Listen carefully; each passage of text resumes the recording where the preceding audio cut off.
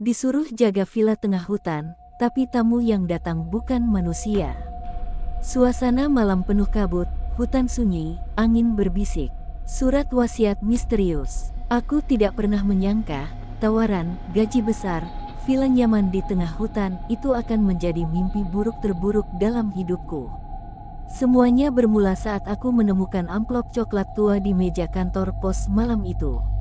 Di dalamnya, selembar kertas berhuruf rapi. Kepada saudara X, kami membutuhkan penjaga villa untuk periode sebulan. Tidak ada pekerjaan sulit, hanya memastikan tidak ada yang masuk atau keluar tanpa izin. Gaji dibayar di muka. Villa Seruni menanti. Datanglah sebelum fajar.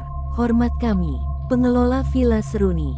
Gajinya terhitung fantastis, 10 juta rupiah per minggu, plus bonus rahasia di akhir tugas. Sebagai mahasiswa keuangan yang butuh uang cepat, tawaran ini terasa mustahil ditolak. Kedatangan di Villa Seruni. Malam pertama, aku tiba di pintu gerbang besi tua berkarat jam 2 pagi. Kabut menutupi jalan setapak berbatu, hanya remang lampu taman yang menyinari gapura dengan tulisan pudar, Villa Seruni. Pintu kayu berderit ketika kuhentakkan kaki, membuka pagar seperti menyambut kedatangan makhluk tak kasat mata. Di depan villa bangunan bergaya kolonial dengan jendela tinggi berjeruji ada satu mobil van hitam terparkir. Mesin mati, lampu sein berkedip perlahan, menimbulkan kesan seolah-olah baru saja ditinggalkan.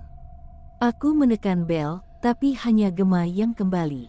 Kupikir mungkin pengelola sudah menunggu di dalam, jadi kujajal memutar gagang pintu. Terkunci rapat. Seketika, suara langkah kaki di lantai atas memecah sunyi. Degup jantungku tercepat. "Siapa di sana?" teriakku. Hanya hening yang menjawab. Dengan senter di genggaman, aku menelusuri koridor berdebu. Dindingnya dipenuhi lukisan-lukisan tua, wajah-wajah yang tampak menatap, seolah mengikutiku. Aturan tak tertulis.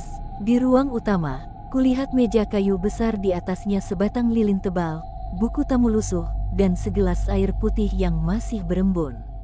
Sebuah amplop putih tertempel di buku tamu bertuliskan, "Baca sebelum memulai."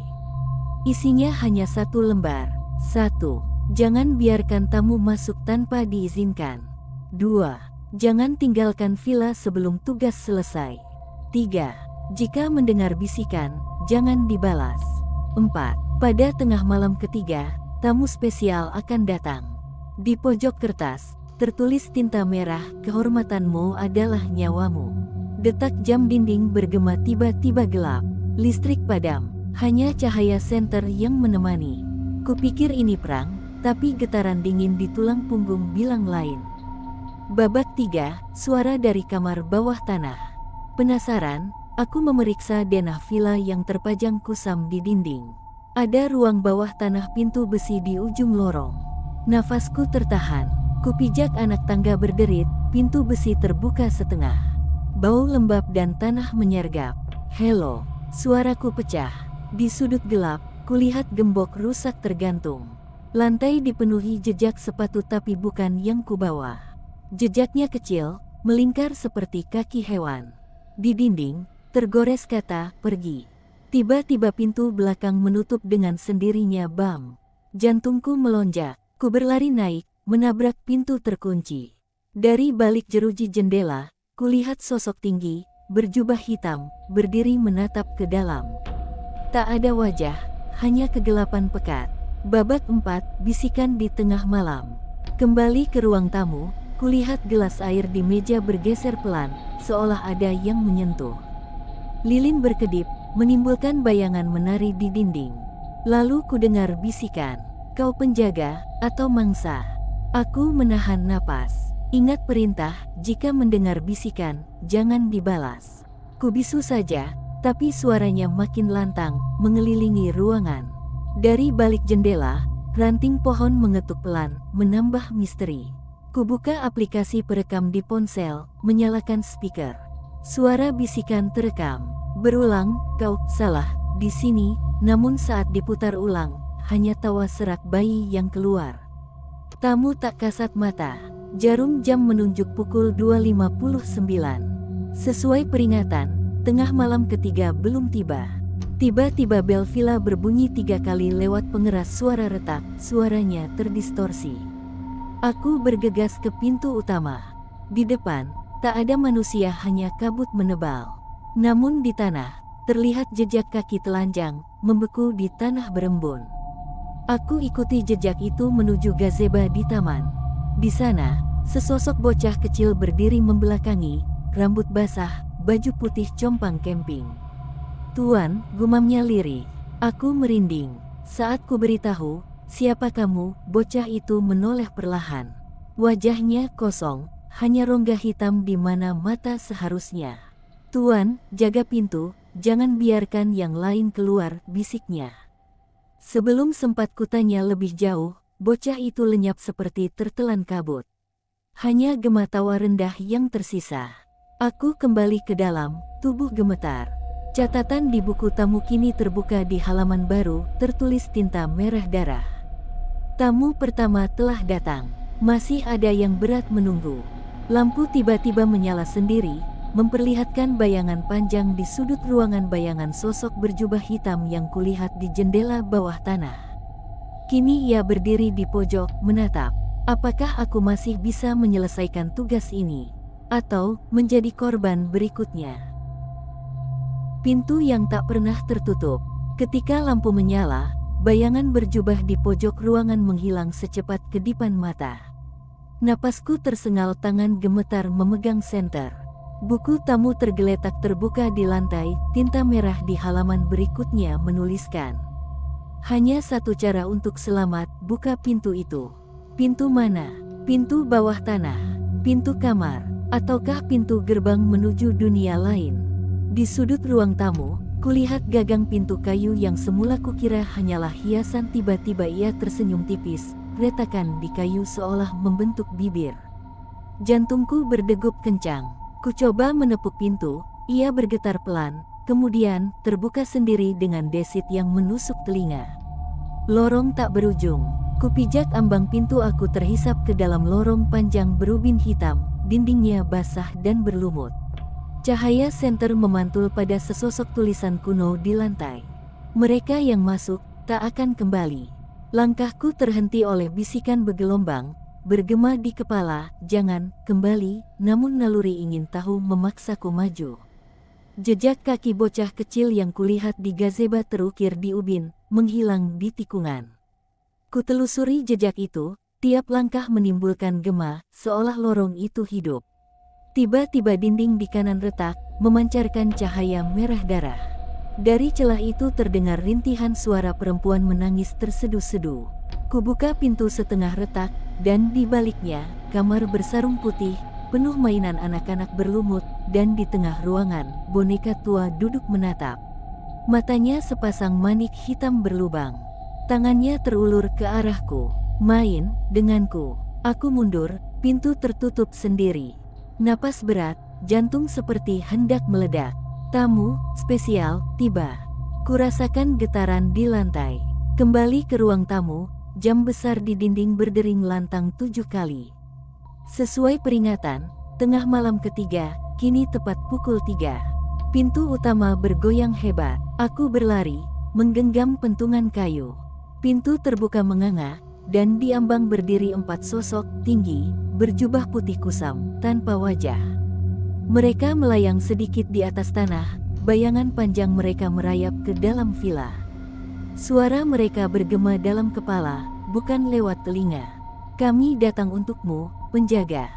Satu langkah mereka masuk, lantai kayu berderit. Lilin di meja padam, lalu menyala kembali dengan nyala biru dingin. Suasana berubah, udara membeku, napas tampak kabut. Aku mengayunkan pentungan, tapi ia menembus sosok tanpa makna, seperti menerjang asap.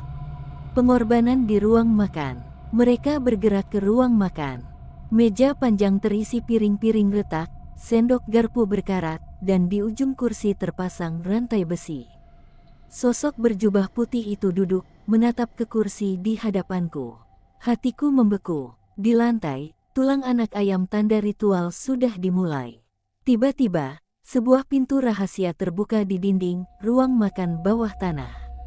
Dari dalam, Cahaya merah menyala, memanggil. Suara gemerincing rantai dan jeritan pelan. Kupijak anak tangga, bau besi darah membanjiri indera. Di tengah ruangan, lingkaran mantra terukir dengan kapur, di sekelilingnya 7 lilin merah. Sosok berjubah kini berdiri di dalam lingkaran, memunggungiku. Dengan suara parau, ia berbisik, "Taruh nyawamu di sini." Ia menengadahkan tangan di telapak terbuka, sebutir mutiara hitam berdenyut bagai jantung. "Ini harga penjaga." Tangan gemetar, kupungut mutiara itu. Seolah meresap ke dalam kulit, dingin menusuk hingga sumsum. Detak jantungku berpacu, aku tahu, inilah ujian terakhir. Pelarian atau pengabdian. Tiba-tiba pintu ruang makan bawah tanah tertutup paksa. Cahaya lilin merah berkedip cepat, dan sosok berjubah memutar tubuh, menatapku dengan kegelapan total di dalam tudungnya. "Pilih, bebaskan, atau terikat selamanya." Dua pilihan yang tak masuk akal. Aku menoleh ke tangga lorong gelap menunggu. Jika ku tinggalkan mutiara, mungkin ritual gagal, tapi aku selamat. Jika ku bawa, apa yang kutukar? Nyawaku. Akhir bulan tugas. Dengan napas tertahan, ku keluarkan mutiara dari telapak, melemparnya ke lingkaran. Ledakan cahaya merah menyilaukan. Suara jeritan menggema, dinding bergetar. Aku terpelanting ke atas tangga, pintu terbuka sendiri, dan aku berlari menembus lorong, melewati ruang tamu, ke pintu utama. Di luar, kabut semakin tebal. Jejak kaki putih sosok bocah kecil muncul di tanah, menuntunku ke gerbang. Tanganku masih pegal, napas terengah. Di pagar besi, kutoleh belakang bayangan 4 sosok berjubah mengambang di jendela villa, menatapku. Mereka tak bergerak saat aku menutup pagar. Kabut menelan villa, lalu lenyap. Hanya kesunyian hutan, bayangan yang tersisa. Kujatuhkan diri di dalam mobil, pintu kupalang, jendelaku mulai bergulir. Saat mesin menyala, kulirik lagi ke arah villa, lampu di satu jendela lantai 2 berkedip merah, seolah memberi salam perpisahan. Atau, dalam saku, aku meraba benda dingin, bukan mutiara, melainkan serpihan kapur merah. Lingkaran di ruang bawah tanah rusak, tapi serpihan itu menandakan satu hal, ritual belum selesai sepenuhnya. Ada ikatan antara aku dan villa itu yang tak bisa diputus hanya dengan lari.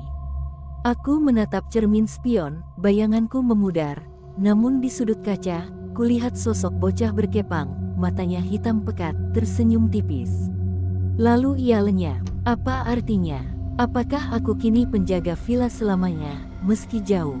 Atau apakah bocah itu benar-benar tamu pertama, dan masih ada tamu lain yang menanti? Dan yang paling menakutkan, siapa yang sebenarnya diselamatkan? Terima kasih telah menonton. Jangan lupa tinggalkan komentar. Apa menurutmu arti mutiara hitam itu?